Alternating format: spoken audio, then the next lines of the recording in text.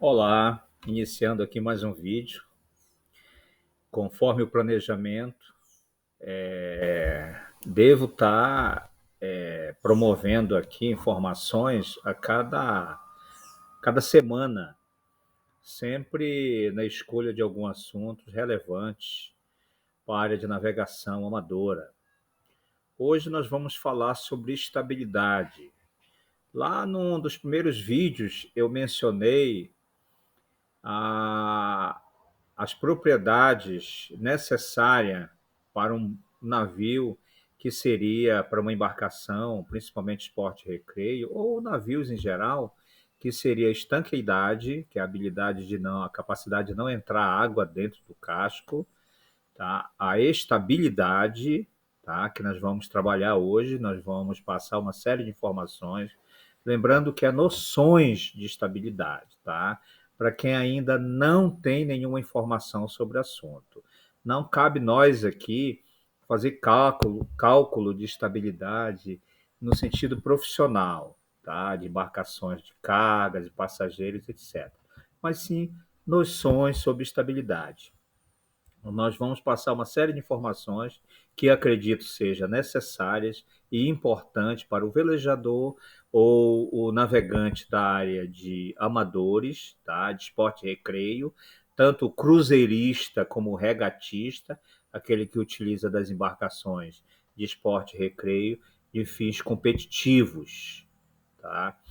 A priori, nós vamos definir o que é estabilidade. Estabilidade de um navio é a capacidade do mesmo de reconstituir seu equilíbrio inicial depois de uma alteração qualquer, seja por meios naturais, como ventos, correntes, a inclinação, ou até pela acomodação inadequada de cargas a bordo e deslocamento dessa carga, por má peiação a bordo, de você não amarrou adequadamente uma carga, se ela deslocasse durante os sacolejos, os caturros dos navios, tanto para a proa, como para a polpa, como para borete, para bobordo, para um dos bordos, consequentemente vai causar uma instabilidade da embarcação, colocando em risco a sua flutuabilidade. Tá? É essa a situação. Então, nós temos aqui a estabilidade, a habilidade de um casco e a sua superestrutura, ou seja, o navio, de se voltar à posição inicial depois de cessar qualquer esforço que venha incidir e causar a inclinação do mesmo no meio líquido. Esse seria o conceito de estabilidade. Nós temos vários tipos de estabilidade. Temos a estabilidade transversal, que estuda o comportamento do navio no sentido transversal, isso de bordo a bordo. Estabilidade longitudinal, no sentido de comprimento do casco da embarcação, estuda o seu comportamento longitudinal, que é um sentido de proa a popa. Nós vimos lá nos primeiros vídeos a estrutura de embarcação, o que é a proa e a polpa de embarcação, tanto com seus bordos, seria borete e bombordo. A estabilidade estática estuda as forças que afastam o navio da posição inicial. Tá? E a estabilidade dinâmica estuda a estabilidade sob os efeitos das vagas e influências externas. Sabe que nós estamos sujeitos, quando estamos navegando, sujeitos ao efeito da natureza, do vento, ondas e tudo mais. Então, a estabilidade dinâmica estuda basicamente isso. Iniciando aqui, eu diria, instabilidade longitudinal seriam duas situações. A embarcação abicada. O que é uma embarcação abicada? Quando a proa está mais dentro d'água do que a popa. Abicada, quando o calado de vante é maior que o calado de ré. Ou seja, nós verificamos isso aí lá também no vídeo que eu promovi aí. Esse vídeo sugeria e falava sobre a parte do calado ou carena, aquela parte da embarcação que fica submersa abaixo da linha d'água. Então, quando a embarcação está bicada, ela está com a proa mais no fundo do que a polpa. É problema isso, porque não só vai perder comando, porque o hélice e o leme está praticamente fora d'água, como também pode adentrar água ali pela proa, uma marola e tudo mais, uma onda maior, e vai entrar água dentro da embarcação e, consequentemente, alagar seus compartimentos.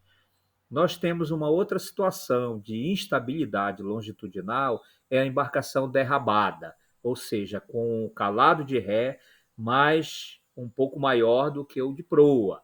O calado de ré, mais no fundo do que o de vante, no caso a proa, aumenta a capacidade de governabilidade da embarcação, uma vez que o leme está bem no fundo, mas em consequência disso, pode haver também entrar água pela polpa, principalmente quando der ré da embarcação, como é comum acontecer em lanchas. Tá? Nada contra uma embarcação derrabada, lanchas bem potentes, quando dá a máquina avante, se observa que a polpa começa pela derrabada, mas logo depois que já está com uma certa velocidade, ela estabiliza, ou seja, ela fica trimada, ela fica de igual tamanho, tanto o calado de vante como o calado de ré. Tá? Então, pode haver a questão de iniciar o funcionamento e o deslocamento de uma lancha, principalmente com motor potente, ela iniciar derrabada, com a polpa mais baixa, mas depois se apruma, nada de se preocupar quanto a isso. Tá? O problema é se ela continuar durante a viagem derrabada. Por quê? Não só porque vai entrar água pela polpa, como também vai aumentar o arrasto. Ou seja, vai precisar de mais força no motor para deslocar essa embarcação e, consequentemente, vai aumentar o consumo de combustível. É essa a situação. Então, como eu falei anteriormente, embarcação trimada ou com passo zero, embarcação com águas parelhas, ocorre quando o calado de vante é igual ao calado de ré. Nessa situação, o navio encontra-se sem compasso ou com passo zero. E uma embarcação trimada, uma embarcação bem equilibrada, tá? É uma embarcação segura, tá? De fácil manobra e etc. Instabilidade dinâmica. A instabilidade dinâmica é quando você está movimentando a embarcação, está navegando com ela, há aqueles balanços laterais, tá? Os movimentos laterais do navio são inclinações lateral por consequência das ondas e ventos laterais. Muito comum isso em veleiros, tá bom? A embarcação com os caturros falado é quando ela vai com a proa no fundo e sobe com a proa no, diminui o calado de proa e eleva, por consequência das marolas, por subir em cristas de ondas, nada de se alarmar. Se a embarcação estiver dentro da capacidade de cargas, tá? Com um bom calado, com calado sugerido pela construção naval dela, tá? Assim como a borda livre, tá? Quanto maior calado, menor a borda livre, mais instável a embarcação. Pode entrar, principalmente quando você estiver navegando ali próximo das enseadas oceânicas e tudo mais, onde as marolas é maior. É algo de se preocupar, tá bom? Mas os caturros e os balanços são normais para a embarcação. Ponto de gravidade, que é o ponto G da embarcação. O que ocorre? Quando o cidadão ali, o engenheiro naval, arquiteto naval, projeta uma embarcação, ele ali calcula o ponto de gravidade da embarcação, que fica ali entre a parte do casco e tudo mais. E o que acontece?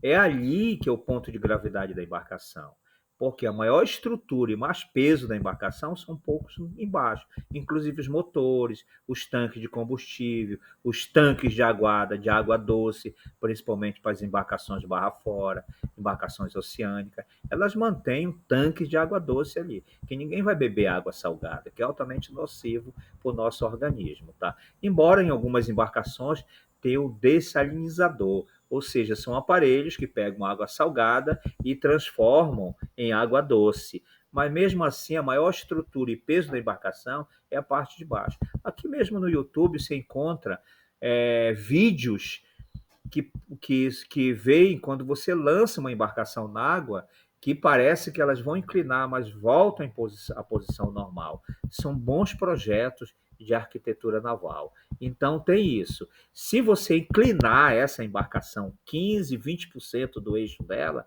aí você já desloca o ponto G da embarcação, ou seja, o centro de gravidade da embarcação.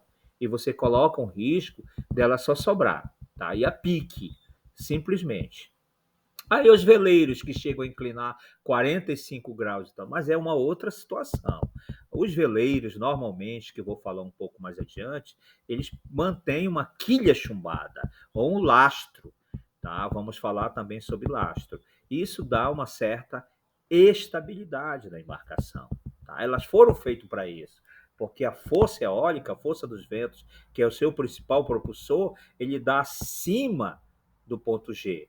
Tanto é que a gente vê algumas pessoas dependuradas lá justamente para compensar, tá? Manter as velas no sentido mais vertical para o maior aproveitamento do vento, principalmente em embarcações de regata, embarcações de competição.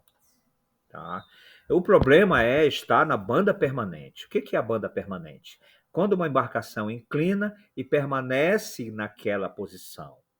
Tá? Aí é um ponto de se preocupar. Não houve uma avaria no costado da embarcação, houve o alagamento de algum compartimento dentro da embarcação, um compartimento cheio d'água, consequentemente vai dar uma banda permanente. Já aconteceu aqui na Amazônia, onde ora habito, acidentes famosíssimos, como do Sobral Santos e etc., que ceifou muitas vidas, por consequência de bandas permanentes. O que aconteceu? A carga estava mal estivada, tá? Chegou-se num porto, esse porto tiraram mercadoria e, e não estivaram o restante da carga, não peiaram, não amarraram. E, por consequência, quando chegou num porto, as pessoas foram para um bordo do navio. O que acontece? Você carregar pessoas, pessoas são cargas móveis. Se acontece alguma coisa do lado boreste ou bombordo do navio, por questão de curiosidade, as pessoas, os tripulantes passageiros, vão se deslocar para aquele bordo. E o que vai acontecer? Vai haver uma banda permanente. E se a carga se deslocar e somar com o peso dos passageiros e tripulantes, fatalmente essa embarcação vai só sobrar. Vai inclinar, vai adernar e, consequentemente, vai. Então, o que você tem que fazer? É verificar a causa dessa banda permanente e procurar compensar isso a bordo. Compensar isso a bordo, tá? Ou fazer o reparo de urgência da avaria, tá? Assim como deslocar pesos e pessoas para o bordo oposto, para que a embarcação venha ficar trimada. Porque o problema, permanente, normalmente precede algum sinistro a bordo, algum problema. Tá? Inclinômetro ou clinômetro é um aparelho que é usado a bordo para verificar justamente isso aí, os graus de inclinação do navio.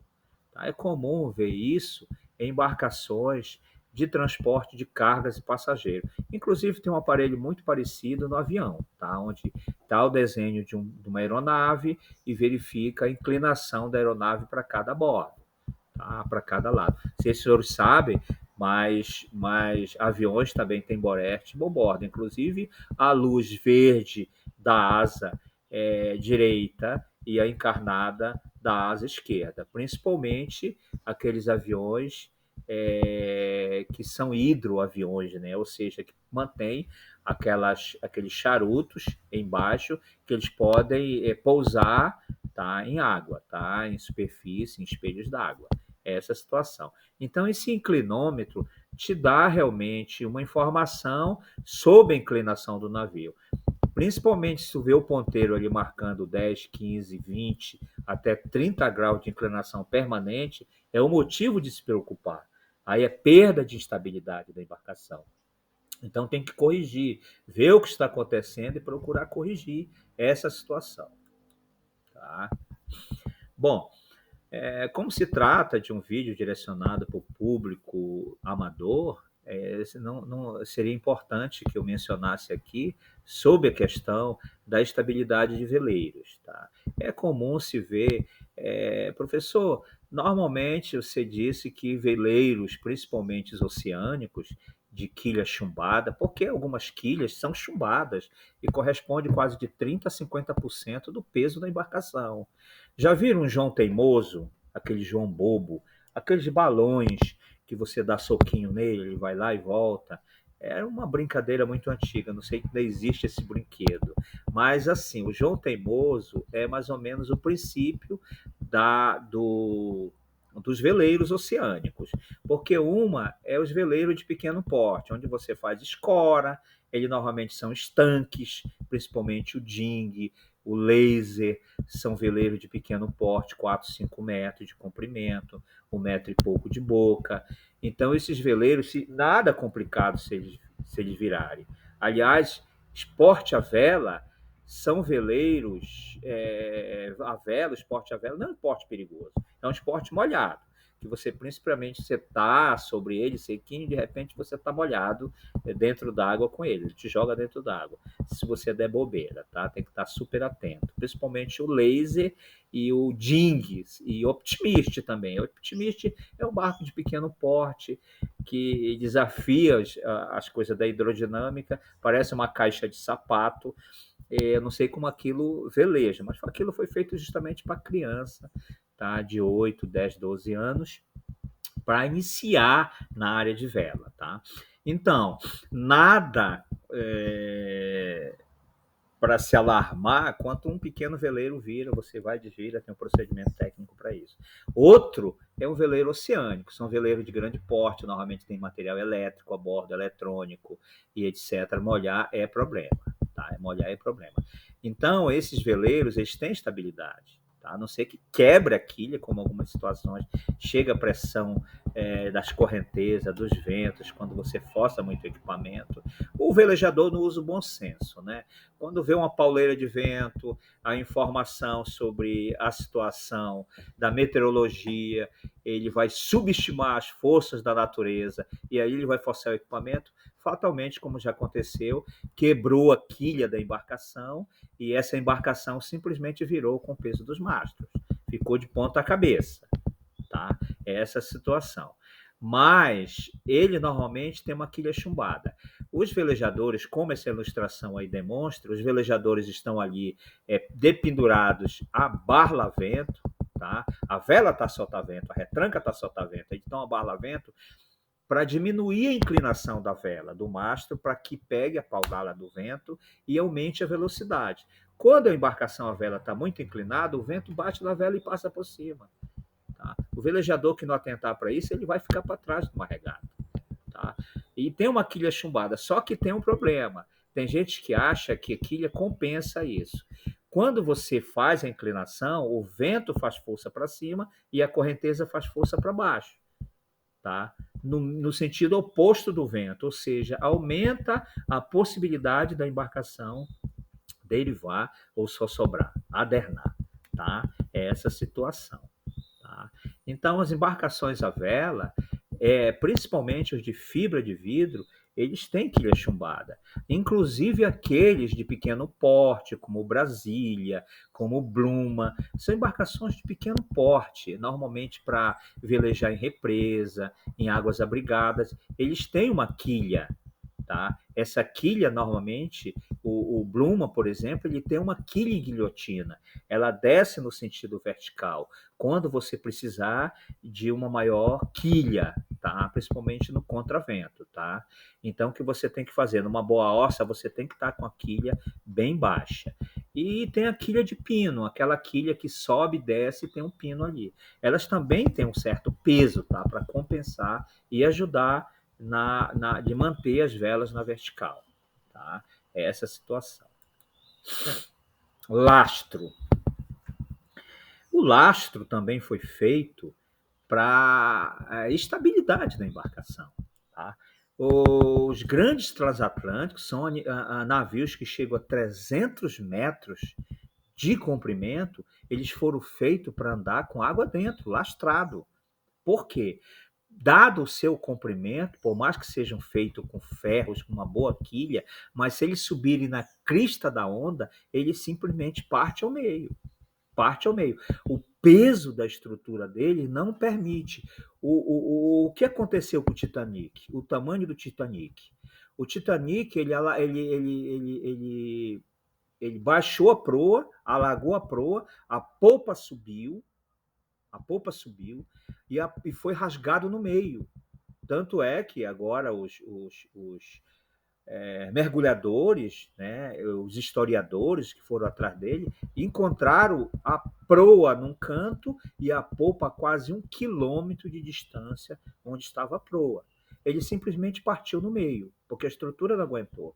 Então, algumas embarcações, eles vêm, digamos, atravessam o oceano para pegar alguma coisa aqui, matéria-prima, madeira e tudo mais, uma embarcação chinesa, russa e tudo mais, eles não podem vir vazios, eles vêm com lastro. Eles vêm com lastro, com água. Tá? O problema é que eles normalmente se lastram lá com espécime daquela região. E por algum motivo, a natureza, ou como você preferir Deus, eu prefiro Deus. Tá? Eu acredito, ele existe, etc. Mas assim, ele dividiu isso aí. Hoje você não encontra certos animais no litoral lá do Japão e tudo mais, não encontra aqui no litoral. Caranguejo, camarão e tudo mais. O problema é quando eles colocam água de lastro lá e jogam que é água de lastro, espécimes invasoras podem entrar aqui. Mas essa é uma outra questão. Eles lastram e simplesmente chegam no oceano, jogam água de lastro para entrar em águas abrigadas. Uma vez carregados, eles não precisam de lastro, estão carregados, a força de empuxo é aquela força que sustenta o peso da embarcação, do próprio mar, a força de empuxo ajuda na sustentação da estrutura da embarcação. Tá?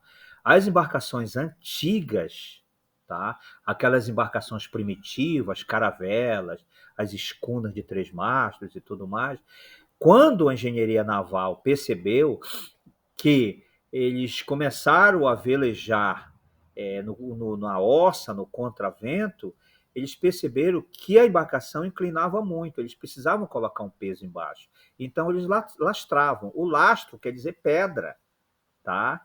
Então eles lastravam com pedras as caravelas, as partes de baixo, para mantê-las, tá, estável no caso de pegar uma paleira de vento muito forte, no arvoredo de vela. Eram muitas velas. Tá? Então, se pegasse um vento muito forte, fatalmente uma caravela ia sobrar, ia virar. Então, eles lastravam, colocavam pesos na parte do porão da embarcação, além da carga requerida, transportada, para manter estável a embarcação. Então, o lastro era muito utilizado. Inclusive, vale ressaltar aqui que eu acompanhei a construção do Tucurimê Pajotari, foi uma escuna de 3 mastros que foi feito na Amazônia, aqui nas margens do rio Tapajós, numa praia chamada Maracanã. Eu vi, eles colocaram 20 toneladas de concreto na parte de baixo do cavername da embarcação. Ela foi lastrada, simplesmente ela foi lastrada. Os senhores podem até procurar Tucurimê Pajotari, ele deve estar aí, foi um alemão, um italiano, tinha também o holandês, engenheiros navais, sabiam o que estavam fazendo. Eles construíram com madeira da Amazônia. E esse navio está aí, velejando aí no Caribe. Os senhores podem procurar na internet que os senhores vão encontrar. É essa a situação. Tucurimê Pajotare. Esse é o nome que em Tupi-Guarani é o Deus do Vento, alguma coisa assim. Bom, terminando aqui mais um vídeo, tá? Como eu falei para os senhores e senhoras, é um vídeo curto, tá? Eu vou adentrar nos próximos vídeos agora. Eu vou passar alguma instrução sobre como velejar embarcações de pequeno porte, de uma vela só, princípio do vento, a escala Beaufort, para você identificar as forças do vento através de efeitos da natureza e tudo mais, enrugamento de água, inclinação de árvore, por onde se projeta a fumaça, para onde se desfralda as bandeiras. Você vai ter uma noção básica como iniciar na área de vela, como velejar. Então, o próximo vídeo seria com este fim, tá? Espero que tenham gostado do vídeo. Se gostaram, dá o curtir aí. Se inscreve no canal, não custa nada, tá? E compartilhe. para algum amigo. Se vocês tiverem alguma informação, tá? Tem meu WhatsApp aí também. Vocês podem adicionar, mandar perguntas e vou ter tempo, eu vou mandar informações para vocês. Eu tenho material bacana para vocês, que vocês podem tomar informações de forma mais detalhada, tá? Mar de Almirante a todos.